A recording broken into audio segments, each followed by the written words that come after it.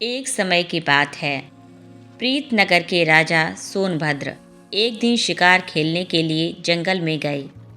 शिकार खेलते खेलते ही वह जंगल में बहुत ही दूर निकल गए। अचानक मौसम खराब हो गया। आंधी तूफान की वजह से कुछ नजर नहीं आ रहा था। राजा के सभी सिपाही और उसके साथी चढ़ चुके थे। दिन ढलते ढलते राजा को अब वापसी की चिंता होने लगी, लेकिन राजा रास्ता भटक चुका था। अब इस हालत में राजा वापस तो नहीं जा सकता था। वह जंगल जंगली जानवरों से भरा हुआ था। अब मजबूरी में राजा को जंगल में ही रात बितानी थी, इसीलिए वह किसी सुरक्षित जगह की खोज करने लगा। चलते चलते उसे एक जगह पर धुआं उठता हुआ दिखाई दिया। आगे जाकर राजा ने देखा तो वहाँ पर एक झोपड़ी थी। नेक दिल राजा ने झोपड़ी का दरवाज़ा खटखटाया और आवाज़ लगाकर बताया कि मैं एक मुसाफिर हूँ। बाहर मौसम खराब हो चुका है और मुझे सर छुपाने के लिए आसरा चाहिए। झोपड़ी का दरवाज़ा खुला और एक बूढ़ा आदमी बाहर आया। वह बड़े ही सम्मान के साथ राजा को अंदर ले गया। उस बूढ़े आदमी की एक जवान और सुंदर बेटी थी। वह दोनों बाप बेटी इस जंगल में रहते थे और वह आदमी जंगल से लकड़ियां काटकर नगर में जाकर बेचता। इसी तरह से उनका गुजारा चलता था। उसकी बेटी ने राजा के लिए बहुत ही अच्छा खाना तैयार किया। खाना बहुत ही साधारण था, लेकिन स्वाद में बहुत ही अच्छा था। इसके बाद राजा के लिए एक आरामदायक बिस्तर लगाया गया। बूढ़े आदमी और उसकी बेटी ने राजा की बहुत ही अच्छे से सेवा की। झोपड़ी में रात गुजारने के बाद सुबह उनका धन्यवाद करके राजा अपने महल में वापस आ गया। लेकिन उसे उस बूढ़े लकड़हारे की खूबसूरत बेटी की बहुत याद आ रही थी, जिसने उसे एक परदेसी मुसाफिर समझकर इतना ख्याल रखा। राजा की शादी एक मंत्री की बेटी से होने वाली थी। मंत्री की बेटी बहुत ही घमंडी और चालाक थी। राजा ने मंत्री की बेटी से शादी करने से मना कर दिया और यह फैसला किया कि वह जंगल में रहने वाले उस लकड़हारे की बेटी से शादी करेगा। इस तरह से राजा और उस लकड़हारे की बेटी की शादी हो गई। राजा के मंत्री को इस बात का बहुत ही दुख हो रहा था। वह अब मौके की तलाश में रहने लगा। राजा अपनी रानी के साथ बड़े अच्छे से दिन गुजार रहा था। एक साल बीतने पर राजा के यहाँ पर एक लड़की का जन्म हुआ और दूसरे साल भी एक और लड़की ने जन्म लिया। इस तरह से राजा की अब दो बेटी हो चुकी थी। एक दिन मौका देखकर राजा के मंत्री ने राजा से कहा, महाराज, राज्य का राजपाट चलाने के लिए एक बेटा होना चाहिए। इसीलिए मेरा तो सुझाव यह है कि आप दूसरी शादी कर लीजिए ताकि आपको पुत्र की प्राप्ति हो सके। लेकिन राजा ने इस बात से इनकार कर दिया। जब मंत्री ने यह देखा कि उसकी बेटी की शादी राजा से होने के सारे रास्ते बंद हो गए हैं, तो उसने आहिस्ता आहिस्ता सेनापति और बाकी मंत्रियों को अपने षड्यंत्र में शामिल कर लिया। फिर एक दिन धोखे से रानी के कमरे में सांप छोड़ दिया और सांप के डसने से रानी की मौत हो गई। दोनों राजकुमारियां अब भी बहुत ही छोटी थीं, लेकिन राजा ने फिर भी दूसरी शादी नहीं की। जब मंत्री ने देखा कि उसकी दाल नहीं गल रही, तो उसने रसोइयों के साथ मिलकर राजा के खाने में जहर मिला दिया, जिसके कारण राजा की भी मौत हो गई। फिर मंत्री ने राजगद्दी पर कब्जा कर लिया। राजा की एक पुरानी और वफादार दासी थी जो यह सब कुछ देख रही थी। उसे अब बात का एहसास हो गया था कि मंत्री जल्दी ही राजकुमारियों को भी मरवा देगा। इसीलिए वह दासी उन दोनों राजकुमारियों को लेकर रात के अंधेरे में कहीं दूर चली गई। इस तरह से एक नेक दिल राजा की जगह वहाँ की प्रजा को एक बेरहम और लालची राजा मिल गया। वह दासी लड़कियों को लेकर जंगल में गई और उनका भरण पोषण करने लगी। समय अपने गति से गुजरा। अब दोनों लड़कियां जवान हो चुकी थीं। इसी दौरान एक दिन नौकरानी बहुत बीमार हो गई। जब उसने अपनी मौत को नज़दीक देखा तो दोनों लड़कियों को अपने पास बुलाया और उन्हें बताया कि वह असल में वह दोनों राजकुमारियां हैं और उनके माँ बाप के साथ क्या हुआ वह सब भी राजकुमारियों को बताया। इसके बाद उस नौकरानी की मौत हो गई। नौकरानी के मरने के बाद दोनों लड़कियां बिल्कुल अकेली हो गईं। वे दोनों अपने माता पिता को याद करती और बहुत ही रोती, लेकिन अब कुछ नहीं हो सकता था। यूं ही दिन गुजर रहे थे। एक दिन की बात है, राजकुमार जंगल में शिकार खेलने के लिए आया। राजकुमार का एक दोस्त भी उसके साथ था। वह दोस्त मंत्री का बेटा था। राजकुमार ने जंगल में 2 तीतर का शिकार किया और फिर अपने दोस्त को उनका मांस पकाने के लिए कहा। खुद राजकुमार एक घने पेड़ के नीचे आराम करने लगा। मंत्री के बेटे ने आग जलाकर तीतर का मांस पकाना शुरू किया कि तभी उसकी नज़र सामने एक झोपड़ी पर पड़ी, जहाँ पर एक बहुत ही सुंदर लड़की खड़ी हुई थी और वह मंत्री के बेटे को बड़ी ही हैरानी से देख रही थी। जब मंत्री के बेटे ने उसे देखा तो वह भी हैरान रह गया कि इस वीरान जंगल में इतनी सुंदर लड़की कहाँ से आ गई। मंत्री का बेटा उस लड़की के पास गया और उसे अपने बारे में सारी जानकारी दी। इतने में उन्हें जलने की बू आने लगी। मंत्री का बेटा भागकर वापस आया तो देखा कि जो मार्च में पक रहा था जल चुका था। अब बहुत ही परेशान हो गया तो लड़की कहने लगी, मैं तुम्हारे लिए यह तीतर पकड़ देती हूँ। फिर उसने तीतर पकड़कर मंत्री के बेटे को दे दिया। राजकुमार, जो कि बहुत ही देर से इंतज़ार कर रहा था, सोच रहा था कि मेरे दोस्त ने इतनी देर क्यों लगा दी। पहले तो वह इतनी देर कभी नहीं लगाता था। मंत्री का बेटा जब पका हुआ मांस लेकर वापस आया, राजकुमार ने जब वह खाया तो वह हैरान रह गया और मंत्री के बेटे से पूछा, आज तुमने इतना स्वादिष्ट मांस कैसे पका लिया? आज से पहले तो तुम्हारे हाथ में इतना स्वाद नहीं था। तब मंत्री के बेटे ने उसे यह बताया कि यहाँ से थोड़ी ही दूरी पर एक झोपड़ी है जहाँ एक खूबसूरत लड़की रहती है। उस लड़की ने यह मांस पका कर दिया है, क्योंकि मैं तो सिर्फ उसे देखता ही रह गया। दूसरी तरफ छोटी राजकुमारी जब वापस अपनी झोपड़ी में आई, जो कि नदी पर कपड़े धोने के लिए गई हुई थी, तो बड़ी राजकुमारी ने उसे मंत्री के बेटे का सारा किस्सा सुनाया कि कैसे वह मुझे देखता ही रह गया। तब छोटी बहन ने बड़ी बहन से कहा, तुम देखना, वह अब राजकुमार को लेकर वापस आएगा और तुम इतनी सुंदर हो कि राजकुमार तुम्हें पसंद कर लेगा। तुम राजकुमार के साथ चली जाना और उसके साथ शादी कर लेना, लेकिन उसे मेरे बारे में मत बताना। बड़ी राजकुमारी ने सारी बात सुनी तो कहने लगी, नहीं, मैं तुम्हें छोड़कर कहीं नहीं जाऊंगी। तब छोटी राजकुमारी ने उसे समझाते हुए कहा, देखो बहन, मैं भी तुम्हारे पीछे ही जाऊंगी, पर हमारा यह रिश्ता अब इस दुनिया के सामने नहीं आना चाहिए। यह कहते हुए वह बाहर गई। जब वह वापस झोपड़ी में आई तो उसके पास बहुत ही छोटे छोटे सफ़ेद फूल थे। वह फूल उसने अपनी बड़ी बहन को देते हुए कहा, जब राजकुमार तुम्हें लेकर जाएगा तो तुम सारे रास्ते यह फूल एक एक करके गिराती रहना। इस तरह से मैं इन फूलों का पीछा करते हुए तुम तक पहुंच जाऊंगी। सारी बात समझाने के बाद छोटी बहन झोपड़ी से बाहर निकलकर एक पेड़ के पीछे छुप गई।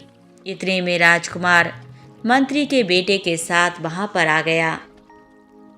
जैसे ही उसकी नज़र बड़ी राजकुमारी पर पड़ी तो वह उसे देखकर उससे प्रेम करने लगा। राजकुमार ने पूछा, आप इस जंगल में अकेली क्यों रहती हो? राजकुमार अपनी छोटी बहन के द्वारा समझाई हुई बातें राजकुमार को बताने लगी और कहने लगी, मैं यहाँ पर अपने माता पिता के साथ रहती थी। मेरी माँ की तो मौत हो चुकी है, जबकि मेरे पिता एक लकड़हारे थे। जंगल से लकड़ियाँ काट कर उन्हें बेचकर हम लोग गुजारा करते थे। कुछ दिन पहले ही मेरे पिता की भी मौत हो गई। अब वो इस दुनिया में नहीं हैं और अब इस दुनिया में मेरा कोई नहीं है, इसीलिए मैं अकेली ही रहती हूँ। राजकुमार ने जब यह सुना तो फौरन राजकुमारी के सामने शादी का प्रस्ताव रख दिया और अपने साथ चलने के लिए कहने लगा। राजकुमारी उसके साथ जाने के लिए तैयार हो गई। चलते समय राजकुमारी ने एक गठरी उठा ली, उसमें सफ़ेद फूल थे। राजकुमार ने उसे अपने साथ अपने घोड़े पर बैठा लिया और वे लोग चलने लगे। रास्ते में बड़ी बहन एक एक करके वह सफ़ेद फूल गिराती जा रही थी। दूसरी तरफ छोटी राजकुमारी पेड़ की ओर से बाहर निकली और उन सफ़ेद फूलों का पीछा करने लगे। राजकुमार बड़ी बहन को लेकर सीधा महल में पहुंचा और अपने माता पिता के पास लेकर गया। उसने अपने माता पिता को सारी बात बताई और यह भी कहा कि वह इस लड़की से प्रेम करता है और इसी के साथ साथ दूसरी शादी करना चाहता है। असल में राजकुमार की पहले भी एक पत्नी थी, लेकिन वह बहुत ही घमंडी और नकचड़ी थी। उसकी माँ भी उसके साथ ही महल में रहती थी। वह अभी तक राजकुमार को कोई संतान नहीं दे पाई थी। शायद इसीलिए राजकुमार ने दूसरा विवाह किया था। जब उन दोनों को पता चला कि राजकुमार दूसरी शादी करने वाला है तो उन्हें बड़ा ही गुस्सा आया। पर वे दोनों जानती थीं कि राजकुमार जिस बात के ठान लेते हैं वह करके ही रहते हैं।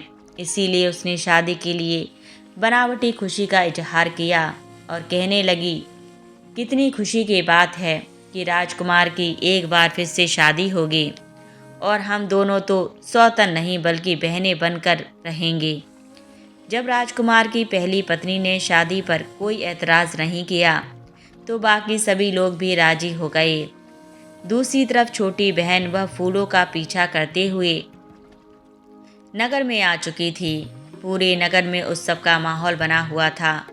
बेटी बहन ने एक बूढ़ी औरत से पूछा, अम्मा क्या बात है, हर तरफ रौनक लगी हुई है। तो बूढ़ी अम्मा ने बताया, हमारे राजकुमार को जंगल से एक बहुत ही प्यारी लड़की मिली है और राजकुमार उसके साथ शादी करने वाला है, इसीलिए सारे नगर में उत्सव मनाया जा रहा है। फिर छोटी बहन ने उस बुढ़िया से पूछा, अम्मा क्या मुझे यहाँ पर कोई काम मिल सकता है? मैं गांव से आई हूँ और मेरे माँ बाप नहीं हैं, रहने के लिए कोई आसरा भी नहीं है। बूढ़ी औरत कहने लगी, काम तो मिल सकता है क्योंकि आजकल महल में बहुत ही काम है और मैं भी वहीं पर जा रही हूँ। उस बूढ़ी औरत की एक बेटी थी जो कुछ दिन पहले ही बीमारी के कारण मर चुकी थी। बुढ़िया ने छोटी राजकुमारी से कहा, मुझे तुम्हें देखकर अपनी बेटी की याद आ रही है। तुम मेरी बेटी बनकर मेरे घर पर ही रह सकती हो। असल में यह बूढ़ी औरत अपनी जवानी में महल में नौकरानी का काम करती थी। अब बुढ़ापे की वजह से वह यह काम छोड़ चुकी थी। राजकुमारी ने कहा, ठीक है अम्मा, मैं तुम्हारे घर में ही रहूँगी, लेकिन मैं काम करना चाहती हूँ। क्या तुम महल में मुझे कोई काम दिलवा सकती हो? बूढ़ी औरत राजकुमारी को लेकर महल की तरफ चल दी, जहाँ हर तरफ खुशियों का माहौल था। बूढ़ी अम्मा जब उसे लेकर महल में पहुंची तो सामने से राजकुमार की पहली पत्नी आती हुई दिखाई दी। वह उस बुढ़िया को अच्छी तरह से जानती थी।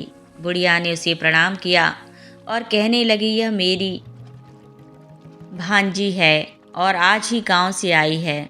इस बेचारी के माँ बाप मर चुके हैं। मेरी आपसे प्रार्थना है कि आप इसे महल में दासी के रूप में रख लीजिए। राजकुमार की पहली पत्नी ने छोटी बहन को बड़े ही ध्यान से देखा और फिर उसे लेकर अपने कमरे में चली गई। कहने लगी, सुनो लड़की, तुम इतनी दूर अपने गांव से यहाँ पर काम करने के लिए आई हो। मुझे लगता है कि तुम्हें अपनी गरीबी मिटाने के लिए धन की आवश्यकता होगी। अगर तुम यहाँ पर मेरी खास नौकरानी बनकर रहोगी और मेरे बताए हुए काम करोगी तो मैं तुम्हें ढेर सारी दौलत दूंगी, क्योंकि बाकी सभी दासियाँ इस महल में पुरानी हैं और वह मेरा साथ नहीं देंगी। तुम्हें उन सब से बचकर मेरे लिए काम करना होगा। बोलो, क्या तुम्हें यह मंजूर है? छोटी बहन यह जान चुकी थी कि यह राजकुमार की पहली पत्नी है और इसकी बातों से उसे किसी साजिश की बू आने लगी। बात को समझते हुए वह जल्दी से बोली, रानी जी, मैं आपकी हर बात मानूंगी। उसकी बात सुनकर वह मुस्कुराती हुई बोली, अभी तो मैं रानी नहीं बनी हूँ। जब राजकुमार राजा बन जाएगा तब मैं रानी बनूंगी। छोटी बहन ने कहा, आप चिंता ना करें, ईश्वर ने चाहा तो आप जल्द ही रानी बन जाएंगी। यह सुनकर राजकुमार की पहली पत्नी कहने लगी, तुम तो बहुत ही काम की चीज हो। बस तुम आज से ही महल में मेरे लिए काम करने लगो और मेरे कहे के मुताबिक चलना। छोटी बहन ने कहा, जी बिल्कुल, आप बिल्कुल बेफिक्र रहिए, मैं अपना हर काम पूरी मुस्तैदी से करूंगी। इसके बाद वह दोनों बड़ी राजकुमारी यानी बड़ी बहन के कमरे में गई। पहली पत्नी कहने लगी, यह लड़की आज से आपकी दासी है, तुम्हें जो भी काम करवाना हो इससे करवा लेना। अब बड़ी बहन ने जब अपनी छोटी बहन को देखा तो वह बहुत खुशी हुई और कहने लगी, आप कितनी अच्छी हैं। राजकुमार की पहली पत्नी कहने लगी, महल में मुझे बहुत सारे काम हैं, मैं वह देखने जा रही हूँ। उसके जाते ही दोनों बहनें एक दूसरे के गले लग गईं। छोटी बहन ने अपनी बड़ी बहन को यह सच्चाई नहीं बताई कि यहाँ महल में आकर उसे क्या काम करना है। 2 दिन के बाद राजकुमार की शादी बड़ी ही धूमधाम से बड़ी बहन के साथ हो गई। सभी लोग बहुत ही खुश थे, सिवाय राजकुमार की पहली पत्नी के। छोटी बहन हमेशा सारा दिन उसके साथ ही रहती और सोचती रहती कि दूसरी पत्नी से कैसे छुटकारा पाया जाए। कुछ दिनों के बाद बड़ी बहन गर्भवती हो गई। यह खबर राजकुमार की पहली पत्नी के लिए बहुत बुरी थी, क्योंकि अब तक वह राजकुमार को संतान न दे सकी थी। दूसरी तरफ राजा रानी और राजकुमार बहुत ही खुश थे। अब तो बड़ी बहन का और भी ज़्यादा ख्याल रखा जाने लगा। इधर छोटी बहन राजकुमार की पहली पत्नी के साथ मिलकर यह सोचने में लगी हुई थी कि क्या किया जाए। अब छोटी बहन भी बहुत ही परेशान रहने लगी। एक दिन मौका देखकर उसने अपनी बड़ी बहन से कहा, हमें महल छोड़कर कहीं दूर चले जाना चाहिए। अब छोटी बहन यह भी नहीं बता सकती थी कि राजकुमार की पहली पत्नी उससे कितना जलती है। वह अगर यह बात बता भी देती तो उसकी बात पर कोई विश्वास न करता, क्योंकि राजकुमार की पहली पत्नी सबके सामने छोटी बहन का बहुत ही ख्याल रखती थी। बड़ी बहन यह बात सुनकर कहने लगी, बहन, मुझे यहाँ पर सभी लोग बहुत ही प्यार करते हैं। मैं तो तुम्हें उसी समय कह रही थी कि तुम भी मेरे साथ मेरे महल में चलो, लेकिन तुम नहीं माने और तुमने ही कहा था कि अपना और मेरा रिश्ता सबसे छुपा कर रखना। तुम अगर कहो तो मैं अभी के अभी राजकुमार को सारी बात बता देती हूँ कि तुम मेरी बहन हो।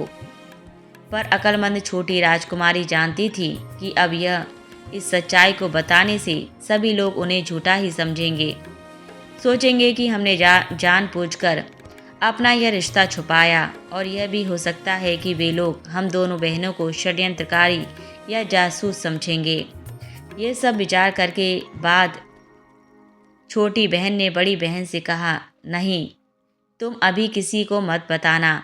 कुछ दिनों के बाद जब बच्चे के पैदा होने का समय हुआ, राजकुमार की पहली पत्नी ने छोटी बहन को बहुत सा धन देकर कहा कि जैसे ही बच्चा पैदा हो तुम उसको उठाकर मार देना और उसकी जगह पर बिल्ली का बच्चा रख देना। छोटी बहन कहने लगी, यह काम तो मेरे लिए बहुत ही आसान है। फिर जब बच्चे ने जन्म लिया तो दाई ने बेहोश माँ यानी कि बड़ी रानी के पास से बच्चे को उठाया और छोटी बहन को दे दिया और यह कहा कि इसे ले जाकर मार दो और उसकी जगह पर बिल्ली के बच्चे को रख दो। छोटी बहन ने जल्दी से बच्चे को कपड़े में लपेटा और छिपाते पिछले रास्ते से अपने घर पहुंच गई। उसने बूढ़ी अम्मा को वह बच्चा देते हुए कहा, अम्मा, यह बच्चा मेरी बड़ी बहन का है, यह बात तुम किसी को मत बताना। इसे बकरी का दूध पिलाकर पाल लो, मैं शाम तक इसको आकर संभालती हूँ। बूढ़ी अम्मा ने उससे कोई सवाल नहीं किया, क्योंकि वह बहुत ही जल्दी में थी। छोटी बहन जब महल में वापस आई तो देखा कि महल में कोहराम मचा हुआ था। दाई ने सबको यह बताया कि राजकुमार की दूसरी पत्नी ने इंसान की जगह बिल्ली के बच्चे को जन्म दिया है। यह खबर सुनकर सब लोग हैरान थे और दुखी भी। बड़ी बहन रोती जा रही थी और कह रही थी कि यह सब झूठ है, लेकिन किसी ने उसकी बात नहीं मानी और ना ही उससे कोई बात ही की थी। छोटी बहन ने एक बार फिर से अपनी बड़ी बहन को कहा, तुम मेरे साथ चलो, हम इस महल को छोड़कर अपनी दुनिया बसाएंगे। पर वह नहीं मानी और कहने लगी कि वह राजकुमार से बहुत ही प्यार करती है, इसीलिए वह राजकुमार को छोड़कर कहीं नहीं जाएगी। छोटी बहन रोते हुए वापस अपने घर आ गई और उसने बूढ़ी अम्मा को सारा किस्सा सुनाया। इस पर अम्मा ने कहा, बिटिया, अब जो होना था वह हो चुका है। हम दोनों मिलकर इस बच्चे को पालेंगे। समय आने पर ईश्वर ने चाहा तो सब कुछ ठीक हो जाएगा। कुछ समय बीता। इस दौरान राजा की तबीयत खराब हुई और उसकी मौत हो गई। अब राजकुमार का राज तिलक कर दिया गया और उसे राजा बना दिया गया। अब राजपाट की सारी जिम्मेदारी राजकुमार और उसकी दोनों रानियों ने ली। एक बार फिर से बड़ी बहन गर्भवती हुई। अब की बार बड़ी रानी ने छोटी बहन को बहुत सा इनाम दिया और कहा कि इस बार तुम बच्चे के जन्म पर उसकी जगह कुत्ते के बच्चे को रख देना। इस पर छोटी बहन कहने लगी, इस बार ऐसा ना कीजिए बड़ी रानी जी, क्योंकि आपके भी कोई संतान नहीं है और राजा को भी उत्तराधिकारी की ज़रूरत होगी। बड़ी रानी गुस्से में आकर कहने लगी, अगर तुझे यह काम नहीं करना तो मत कर, मैं यह काम किसी और से करवा लूँगी। इस पर छोटी बहन तुरंत बोली, अरे नहीं रानी जी, मैं तो सिर्फ मजाक कर रही थी। छोटी बहन एक बार फिर से अपनी बड़ी बहन को समझाने लगी कि यहाँ से चलें, पर बड़ी बहन कहने लगी कि अब तो मैं रानी बन चुकी हूँ और मुझे लगता है कि तुम मुझसे जलने लगी हो। छोटी बहन अपनी बड़ी बहन की इस बात पर मन ही मन दुखी हो रही थी। बच्चे के जन्म का समय आया तो एक बार फिर से छोटी बहन ने बेहोश माँ के पास से बच्चा उठा लिया और दाई ने उसकी जगह पर कुत्ते का बच्चा रख दिया। छोटी बहन पहले की ही तरह से पिछले दरवाजे से बच्चे को बूढ़ी अम्मा को सौंपकर वह खुद उल्टे पांव राजमहल में जा पहुंची। महल में आकर उसने देखा कि एक बार फिर से कोहराम मचा हुआ था। बड़ी रानी कहने लगी, मुझे तो ये औरत लगती ही नहीं। पहली बार इसने बिल्ली के बच्चे को जन्म दिया और दूसरी बार कुत्ते के बच्चे को।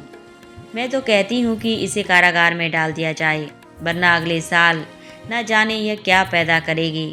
राजा भी अब इन बातों से परेशान हो चुका था। उसने अपने दोस्त को बुलाया, जो कि अपने पिता की जगह अब मंत्री बन चुका था। उसे आदेश दिया कि छोटी रानी को तुरंत कारागार में डाल दिया जाए। मंत्री ने राजा को समझाने की बहुत कोशिश की कि न जाने मुझे क्यों लगता है कि छोटी रानी निर्दोष है, लेकिन राजा ने उसकी एक ना सुनी। आखिरकार छोटी रानी को कारागार में डाल दिया गया। अब तो बड़ी रानी बहुत ही खुश थी, क्योंकि सारी चीज़ें उसके मन के मुताबिक हो रही थीं। दिन बीतने लगे। राजा को कभी कभी अपनी छोटी रानी की याद आती थी, पर साथ ही जब उसे बिल्ली और कुत्ते के बच्चे के बारे में याद आती तो वह अपनी रानी से नफरत करने लगता। दूसरी तरफ छोटी बहन ने बड़ी रानी से कहा कि अब उसकी शादी होने वाली है, इसीलिए वह महल के काम छोड़कर जा रही है। रानी को दासियां की कोई कमी नहीं थी। छोटी बहन अब बूढ़ी अम्मा और दोनों बच्चों को लेकर जंगल में अपनी उस झोपड़ी में वापस आ गई। वहाँ पर वे उन दोनों बच्चों को पालने लगे। 5 साल के बाद एक दिन राजा अपने मंत्री के साथ जंगल में शिकार खेलने के लिए आया। राजा और उसका मंत्री दोनों अपने घोड़े को नदी के किनारे पानी पिलाने के लिए गए।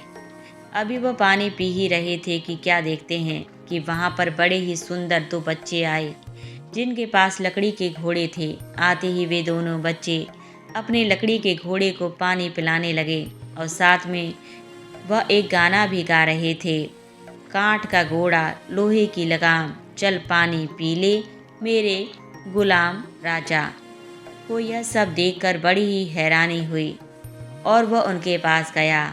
उनसे पूछने लगा, प्यारे बच्चों, क्या लकड़ी के घोड़े भी कभी पानी पीते हैं और क्या लोहे की भी कभी लगाम होती है? इस पर बच्चे कहने लगे, अगर एक औरत कुत्ते के बच्चे को और बिल्ली के बच्चे को जन्म दे सकती है तो एक ना एक दिन यह लकड़ी के घोड़े भी पानी पिएंगे। यह सुनकर राजा और मंत्री दोनों हैरान रह गए। राजा ने बच्चों से पूछा कि यह बात तुम्हें किसने सिखाई? इस पर बच्चे बोले, हमारी मौसी ने।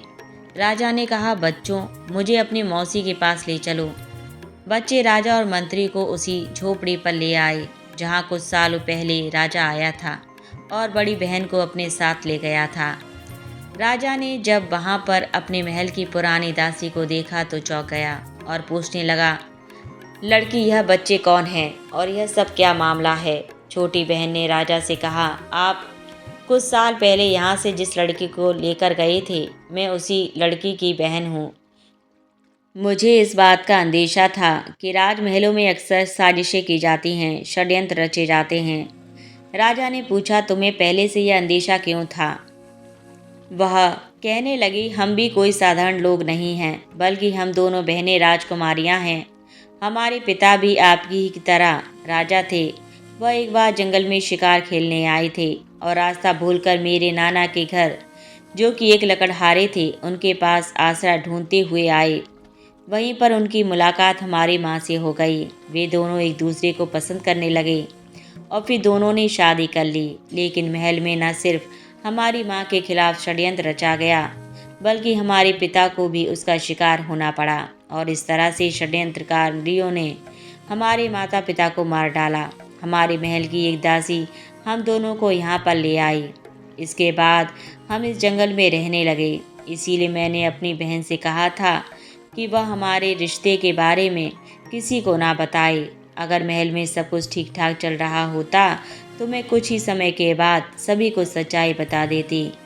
लेकिन महल में पहुंचते ही मुझे इस बात का पता लग गया था कि बहुत ही जल्दी मेरी बड़ी बहन के खिलाफ भी साजिश होने वाली है, क्योंकि आपकी पहली पत्नी ने भाग्यवश मुझे ही यह सब काम करने के लिए चुना था।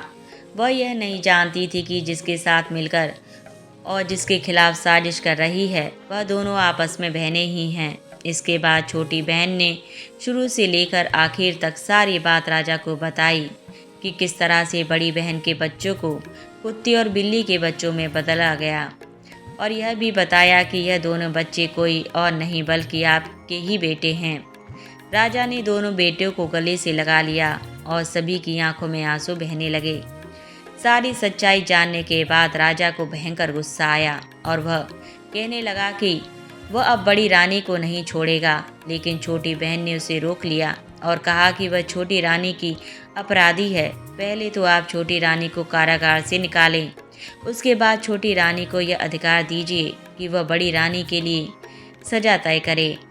राजा को उसकी यह सलाह बहुत ही अच्छी लगी। छोटी बहन यह अच्छी तरह से जानती थी कि उसकी बड़ी बहन बहुत ही नेक दिल और दयालु है और वह राजा की पहली पत्नी को माफ़ कर देगी, क्योंकि सज़ा देने से वह भी समय वापस नहीं आ सकता जो छोटी रानी ने कारागार में गुजारा था।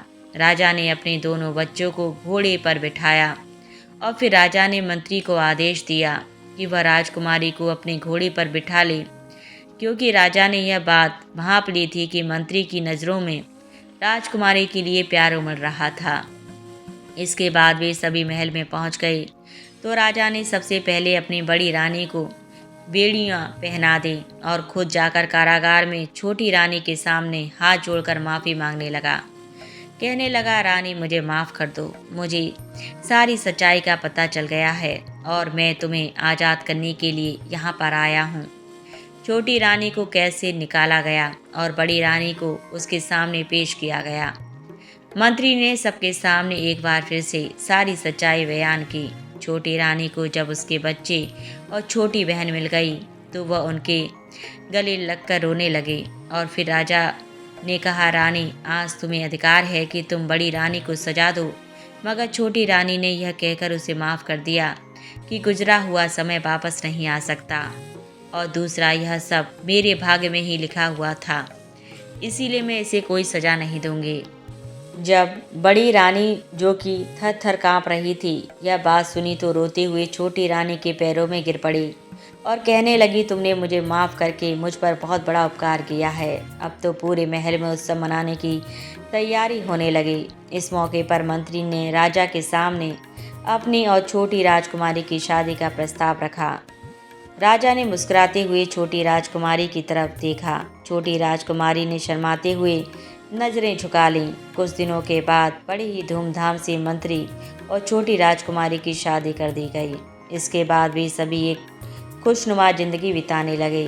प्रिय श्रोताओं, आज की कहानी यहीं संपन्न होती है।